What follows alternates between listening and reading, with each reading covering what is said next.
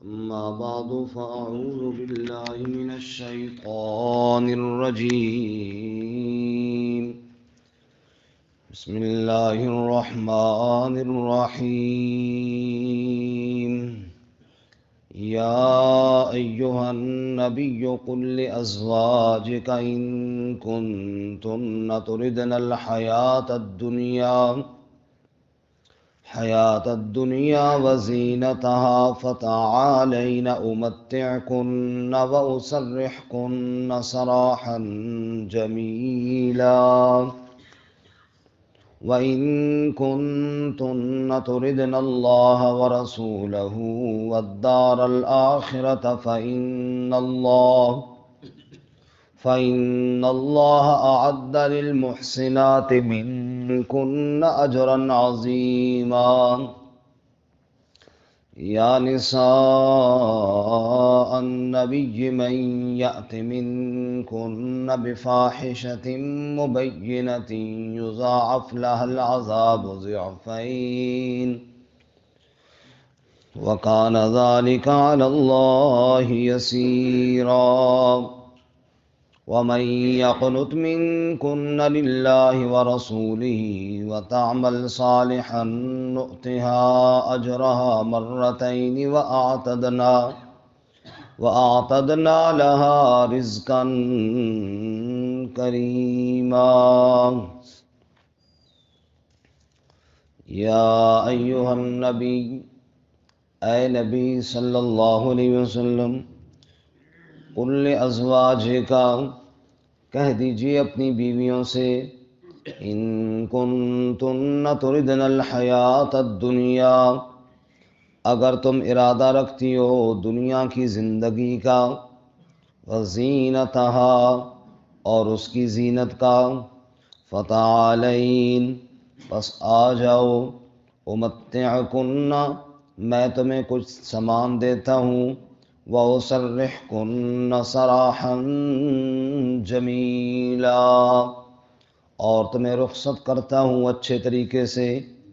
وَإِن كُنتُنَّ تُرِدْنَ اللَّهَ وَرَسُولَهُ، اور اگر تم ارادہ رکھتی ہو اللہ اور اس کے رسول صلی اللہ علیہ وآلہ وسلم کا، وَالدَّارَ الْآخِرَةَ، اور آخرت کے گھر کا، فَإِنَّ اللَّهَ أَعَدَّ لِلْمُحْسِنَاتِ مِنكُنَّ أَجْرًا عَظِيمًا، پس بے شک اللہ تعالیٰ نے تیار کیا ہے نیکی کرنے والیوں کے لیے تم میں سے اجر عظیم.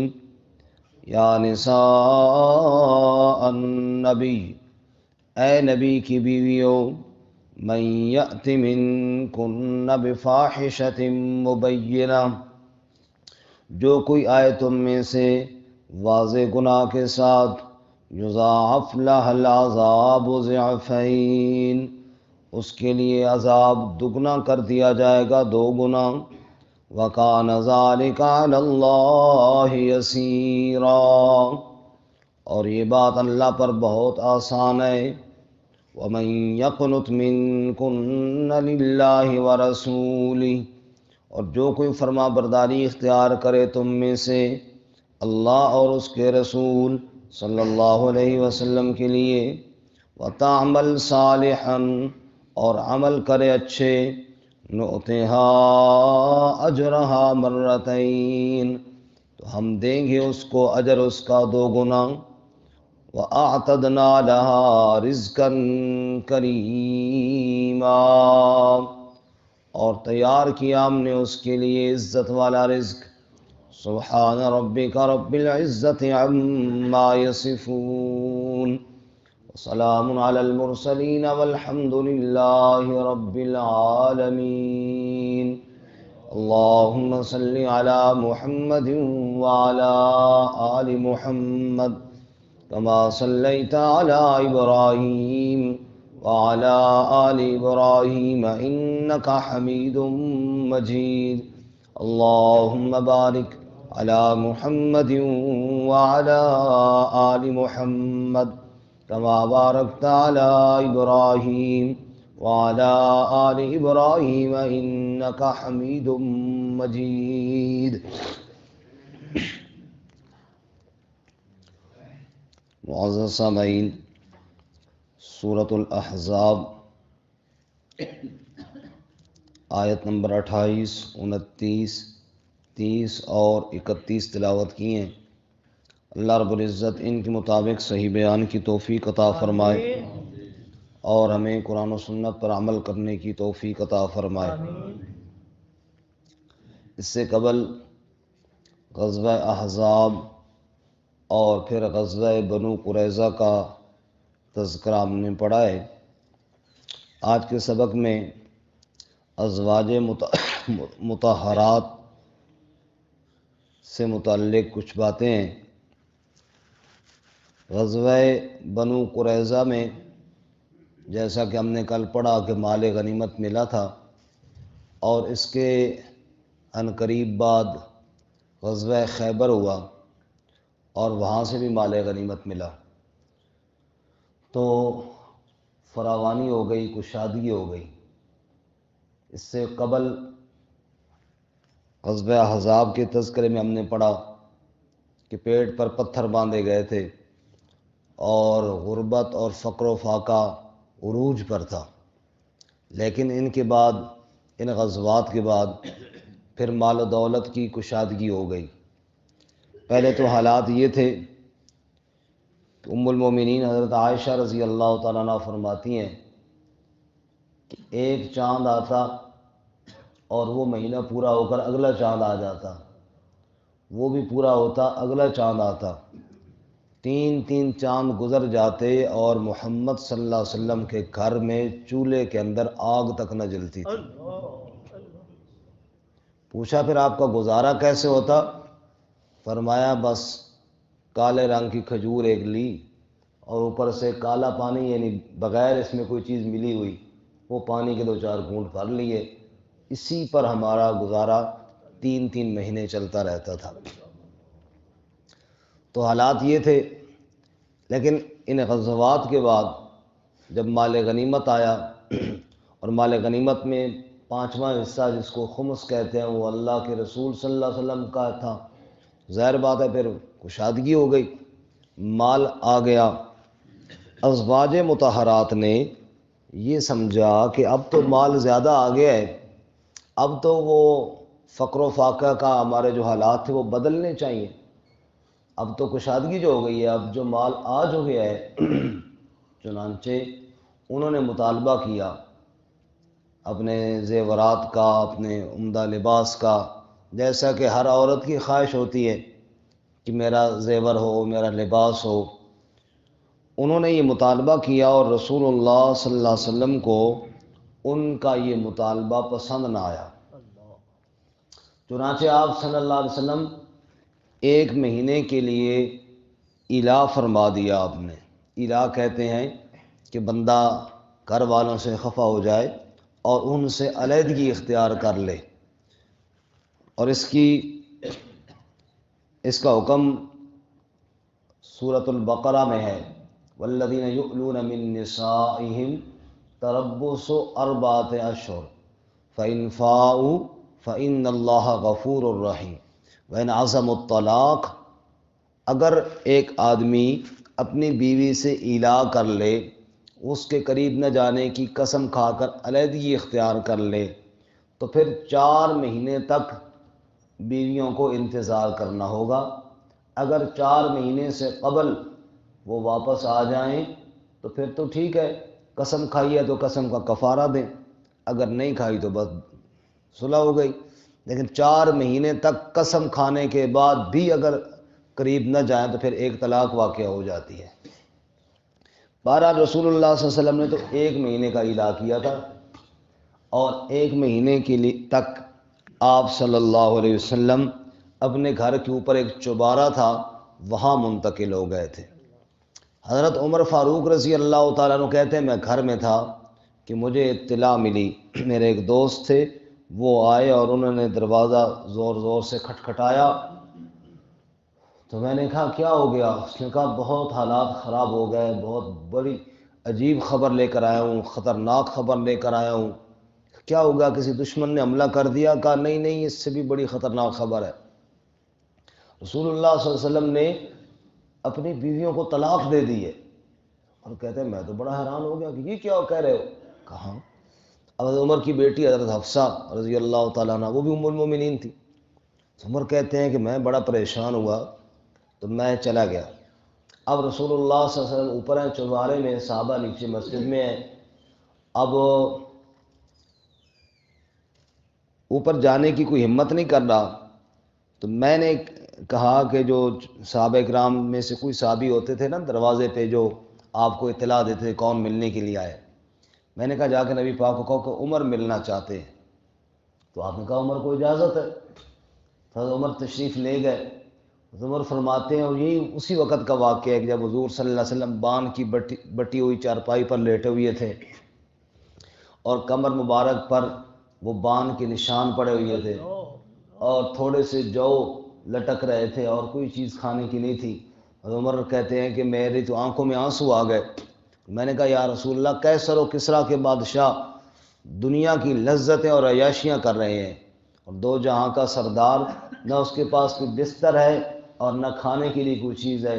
تو آپ نے فرمایا عمر اس بات پر خوش نہیں ہو کہ وہ دنیا کی لذتیں حاصل کریں اور ہمارے لیے ہمارے رب نے آخرت کی لذتیں رکھی ہوئی ہیں۔ بہرحال عمر کہتے ہیں میں نے پوچھا یا رسول اللہ آپ نے اپنی ازواج کو طلاق دے دی ہے؟ حضور نے فرمایا نہیں، میں نے تو ایلا کیا ہے مہینے کا، یعنی مہینے تک ان سے علیحدگی اختیار کی ہے۔ تو عمر کہتے ہیں پھر تو میری جسم میں جان آئی، جو خبر مجھے پتہ چلی تھی وہ نہیں ہے، آپ صلی اللہ علیہ وسلم نے طلاق نہیں دی بلکہ آپ نے ایلا کیا ہے۔ بہرحال اس کے بعد مہینے کے بعد آپ صلی اللہ علیہ وسلم گھر تشریف لائے تو ازواج مطہرات نے پوچھا کہ یا رسول اللہ آپ نے تو مہینے تک علیحدگی اختیار کی تھی، ابھی تو ایک دن رہتا ہے۔ آپ صلی اللہ علیہ وسلم نے فرمایا مہینہ 29 دن کا بھی تو ہوتا ہے نا، مہینہ 29 دن کا بھی ہوتا ہے۔ تو 29 دن بعد آپ صلی اللہ علیہ وسلم پھر تشریف لے آئے۔ اس کے بعد یہ آیت نازل ہوئی جس میں ازواج مطہرات سے یہ کہا گیا کہ اگر تمہیں دنیا کا مال اور دنیا کی زیب و زینت چاہیے تو پھر نبی کے گھر کو چھوڑنا ہوگا، نبی کے گھر میں رہنا ہے تو اسی طرح فقر و فاقے کے ساتھ رہو گی۔ زیورات پہننا عورت کے لیے کوئی منع نہیں ہے، لیکن ازواج مطہرات جن کو اللہ نے اپنے نبی صلی اللہ علیہ وسلم کی صحبت کے لیے چنا ہے، ان کو اللہ کہتے ہیں کہ تمہیں ان چیزوں کا شوق نہیں ہونا چاہیے، تمہیں تو بس دین کے غلبے کا شوق ہونا چاہیے، تمہیں تو نبی صلی اللہ علیہ وسلم کی دعوت کے عام ہونے کا شوق ہونا چاہیے، تمہارے ترجیحات اور تمہارے شوق صرف اور صرف اللہ اور اس کے رسول صلی اللہ علیہ وآلہ وسلم کی دعوت اور آپ کے پیغام کو عام کرنے کا ہونا چاہیے۔ دنیا کی لذتیں اور دنیا کی رنگینیاں اور دنیا کے زیورات اس طرف تو آپ کو شوق بھی نہیں ہونا چاہیے۔ چنانچہ فرمایا یا ایہا النبی، اے نبی صلی اللہ علیہ وسلم، جزاک اللہ، کل ازواج کا، آپ کہہ دیجئے اپنی ازواج سے، اپنی بیویوں سے کہہ دیجئے، ان کنتن تردن الحیات الدنیا، اگر تم دنیا کی زندگی کا ارادہ رکھتی ہو، وزینتہا، دنیا کی زیب و زینت چاہتی ہو، فتعالینا، تو ٹھیک ہے آؤ، امتعکن، میں تمہیں کچھ مال دے دیتا ہوں، کچھ سامان دے دیتا ہوں، واسرحکن سراحا جمیلا، اور اچھے طریقے سے تمہیں رخصت کر دیتا ہوں۔ یعنی اگر دنیا کا مال، دنیا کے زیورات، یہ چیزیں چاہیے تو پھر طلاق لے لو اور پھر جاؤ۔ نبی کے گھر میں وہ عورت نہیں رہ سکتی جس کے دل میں دنیا کی ہرس ہو۔ نبی کے گھر میں اس عورت کے لیے جگہ ہے جو صرف اللہ اور اس کے رسول صلی اللہ علیہ وسلم سے محبت کرتی ہو، باقی کسی چیز سے محبت نہ کرتی ہو۔ وَإِن كُنتُنَّ تُرِدْنَ اللَّهَ وَرَسُولَهُ، اور اگر تم ارادہ رکھتی ہو اللہ اور اس کے رسول صلی اللہ علیہ وسلم کا، وَالدَّارَ الْآخِرَةَ، اور آخرت کے گھر کا، رب کو چاہتی ہو، اس کے نبی صلی اللہ علیہ وآلہ وسلم سے محبت کرتی ہو، جنت کی طلبگار ہو، تو سنو، فَإِنَّ اللَّهَ، اعد للمحسنات منکن اجرا عظیما، اللہ تعالیٰ نے تم میں سے جو نیکی کرنے والیاں ہیں ان کے لیے اجر عظیم تیار کیا ہے۔ شاہ عبد القادر رحمۃ اللہ علیہ لکھتے ہیں کہ اللہ تعالیٰ کے کلام کی عجیب شان ہے۔ اللہ تعالیٰ نے یہ نہیں فرمایا فَإِنَّ اللَّهَ أَعَدَّ، بے شک اللہ نے تیار کیا تمہارے لیے اجر عظیم، یہ نہیں فرمایا، بلکہ فرمایا أَعَدَّ لِلْمُحْسِنَاتِ مِنْكُنَّ أَجْرًا، نیکی کرنے والیوں کے لیے۔ حالانکہ ازواج مطہرات تو سب نیکی کرنے والیاں تھیں، لیکن اللہ تعالیٰ نے جو خوشخبری سنائی ہے یہ مشروط سنائی ہے، کسی کو ذاتی طور پر اللہ نے کبھی خوشخبری نہیں سنائی۔ مثال کے طور پہ میں اس کا آسان لفظ میں یوں سمجھے نا کہ اگر اللہ تعالیٰ کہتا کہ نبی پاک کی جتنی بھی ساری ان کے لیے اجر عظیم ہے تو بات اسی طرح، لیکن اللہ نے اس طرح نہیں فرمایا، فرمایا جو نیکی کرے گی نا اس کے لیے اجر عظیم ہے۔ یعنی تم توکل کر کے بیٹھ نہ جاؤ اور نیکی چھوڑ نہ دو، نیکی کرو، نیکی کی طرف شوق میں لگی رہو، اللہ نے نیکی کرنے والوں کے لیے اجر عظیم تیار کیا ہوا ہے۔ اچھا، یہ آیتیں نازل ہوئی، رسول اللہ صلی اللہ علیہ وسلم سب سے پہلے حضرت عائشہ صدیقہ رضی اللہ تعالی عنہا کے پاس گئے، کہا عائشہ ایک بات کرنی ہے، بات بڑی اہم ہے اور جواب دینا ہے آپ نے سوچ سمجھ کر، ضروری نہیں کہ میری بات سنتے ہی فوراً جواب دو، سوچ سمجھ کر بعد میں کل پرسوں اپنے امی ابو سے جا کر مشورہ بھی کر لو، پھر جا کر جواب دینا، جلدی جواب دینے کی ضرورت نہیں۔ حضرت عائشہ فرماتی ہیں میں تو ڈر گئی، پتہ نہیں آپ صلی اللہ علیہ وسلم کیا بات کرنا چاہتے ہیں جس میں اتنی تاکید ارشاد فرما رہے ہیں۔ جی یا رسول اللہ کون سی بات؟ تو آپ نے یہ آیتیں پڑھ کر سنیں، اگر دنیا کا مال اور دنیا کی زیب و زینت چاہیے تو پھر نبی کے گھر کو چھوڑنا ہوگا، پھر رخصت لو اور جاؤ، اور اگر اللہ اور اس کے رسول صلی اللہ علیہ وسلم سے سچی محبت ہے تو پھر اسی حالت میں گزارا کرو۔ جب عائشہ رضی اللہ تعالیٰ عنہ یہ آیتیں سنی، ارشاد فرمایا یا رسول اللہ اس میں سوچنے کی کوئی ضرورت نہیں، اس میں امی ابو سے مشورے کی بھی کوئی ضرورت نہیں، کل تک بات کو مؤخر کرنے کی ضرورت بھی کوئی نہیں، ابھی اسی وقت نقد جواب ہے کہ ہمیں دنیا کا مال نہیں چاہیے، ہمیں اللہ اور اس کے رسول چاہیے صلی اللہ علیہ وسلم، ہمیں کوئی مال متاع کی خواہش نہیں۔ وہ تو ہم نے یہ سمجھا تھا کہ شاید مال اب زیادہ آ گیا ہے تو ہم اس کو اپنا حق سمجھ رہی تھیں، اس لیے ہم نے کہا اگر یہ بات اللہ اس کے نبی صلی اللہ علیہ وسلم کو پسند نہیں ہے تو ہمارا مطالبہ بھی نہیں ہے، بس بات ختم، جو ہو گیا سو ہو گیا، آئندہ میں مطالبہ نہیں کروں گی کہ مجھے زیور چاہیے یا مجھے کوئی اور چیز چاہیے یا دنیا کی فلاں چیز چاہیے، میرا کوئی مطالبہ نہیں ہے، ہمیں اللہ سے محبت ہے، اس کے نبی صلی اللہ علیہ وسلم سے محبت ہے اور آخرت سے محبت ہے، ہمیں دنیا کی کوئی لالچ نہیں، ہمیں دنیا کی کوئی تمنا نہیں، ہمیں دنیا کی کوئی ہرس نہیں ہے، بس جو اللہ کے نبی صلی اللہ علیہ وسلم کو پسند ہے، جو اللہ کو پسند ہے، بس وہی ہماری بھی پسند ہے۔ آپ صلی اللہ علیہ وسلم خوش ہو گئے، آپ کا چہرہ خوشی سے تل ملا اٹھا۔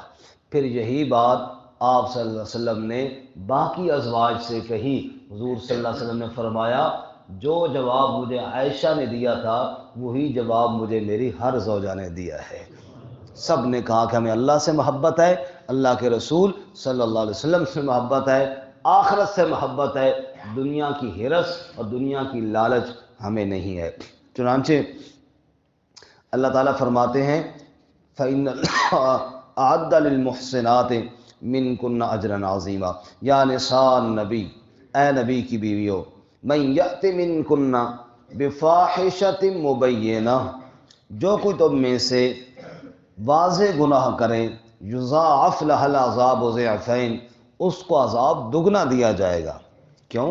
اتنا اونچا مقام، دیکھو جیسے ایک آدمی کوئی جھوٹ بولے یا کوئی گناہ کرے، گلی میں کھڑا ہو کر کرے تب بھی گناہ ہے، لیکن مسجد میں کرے گا تو کیا ہے؟ اور زیادہ گناہ ہے۔ جگہ دیکھنا، مقام دیکھنا۔ تو ایسے ہی فرمایا کہ اگر کوئی بھی گناہ کرے، کوئی عورت بھی کرے، کہیں بھی کرے تو گناہ تو ہے، لیکن جو نبی کے گھر میں کرے تو اس کا تو بہت اونچا مقام ہے نا، اس لیے فرمایا دگنا عذاب ہوگا۔ حضرت زین العابدین رحمۃ اللہ علیہ سے کسی نے کہا اے آل رسول، آپ تو بالکل بخشے بخشائے ہو، آپ پر تو کوئی جرم نہیں۔ انہوں نے فرمایا اللہ کے بندے ہمارے اوپر سختی زیادہ ہے، اور انہوں نے یہی آیت پڑھ کر سنائی۔ تمہیں یہ نہیں پتا جتنا اونچا مقام ہوتا ہے اتنی غلطی بھی زیادہ نوٹ کی جاتی ہے۔ اور اسی طرح کی آیت ہے 15ویں پارے میں سورہ بنی اسرائیل میں، وہاں پہ اللہ تعالیٰ فرماتے ہیں اے میرے نبی صلی اللہ علیہ وسلم، یہ کافر چاہتے ہیں کہ آپ اس پیغام کو چھوڑ دیں، اور وہاں آگے اللہ فرماتے ہیں اگر آپ نے چھوڑ دیا اذن لأذقناک ضعف الحیات وضعف الممات، ہم دنیا میں بھی آپ کو دگنا عذاب دیں گے اور آخرت میں بھی آپ کو دگنا عذاب دیں گے۔ کیوں؟ اتنا اونچا مقام، وہاں پر معمولی سی لغزش بھی نوٹ کی جاتی ہے۔ جتنا کوئی اونچا مقام ہوتا ہے اتنے ہی زیادہ اس پر کیا ہوتی ہیں، پابندیاں اور سختیاں بھی ہوتی ہیں۔ یہاں پر بھی اللہ فرماتے ہیں ازواج مطہرات سے، تمہیں اللہ نے اپنے نبی کی صحبت کے لیے چنا ہے۔ اتنا اونچا مقام، اتنا اونچا مرتبہ، اور پھر دنیا کی ہرس یہ نہیں ہونی چاہیے۔ تو یہاں پر یہ لفظ دھیان کریں، بفاحشۃ مبینہ، واضح بے حیائی، فحاشی۔ یہ فاحشہ، فوش جو ہے نا جی، یہ ہر گناہ کے لیے بولا جاتا ہے، حتیٰ کہ بدکاری کے لیے بھی۔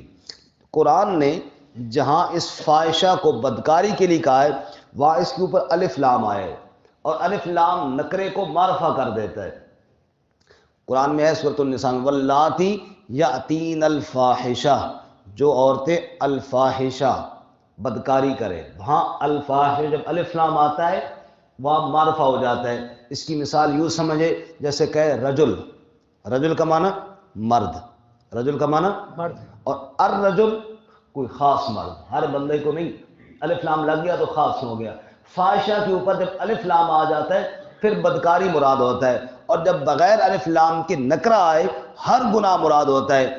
ازواج مطہرات نے نبی صلی اللہ علیہ وسلم سے جو مطالبہ کیا، اور نبی صلی اللہ علیہ وسلم اس سے خفا ہوئے اور آپ مہینہ کے لیے دور ہوئے، تو یہ گناہ تو ہے نبی صلی اللہ علیہ وسلم کے لیے ایسی بات جس سے اللہ کے نبی پریشان ہو، اس لیے اللہ نے اس لفظ کو فاحشہ فرمایا ہے۔ نعوذ باللہ، ایسی کوئی بات نہیں، معاذ اللہ، جیسا کہ بعض بدبختوں نے کہا کہ نبی کی ازواج اور فحاشی اور عریانی اور نعوذ باللہ اس طرف وہ تو سوچے بھی نہیں۔ صرف اتنی بات تھی کہ نبی صلی اللہ علیہ وسلم سے جو مطالبہ کیا وہ اللہ تعالیٰ کو پسند نہ آیا۔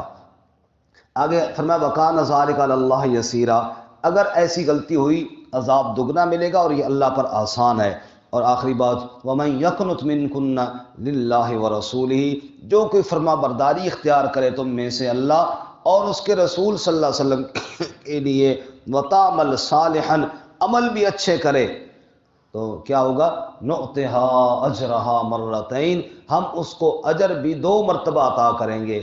اگر غلطی ہوئی سزا دگنی ہے، نیکی ہوگی تو اجر بھی دگنا ہے۔ وَأَعْتَدْنَا لَهَا رِزْقًا كَرِيمًا، اور ہم نے اس کے لیے عزت والا رزق تیار کیا ہوا ہے۔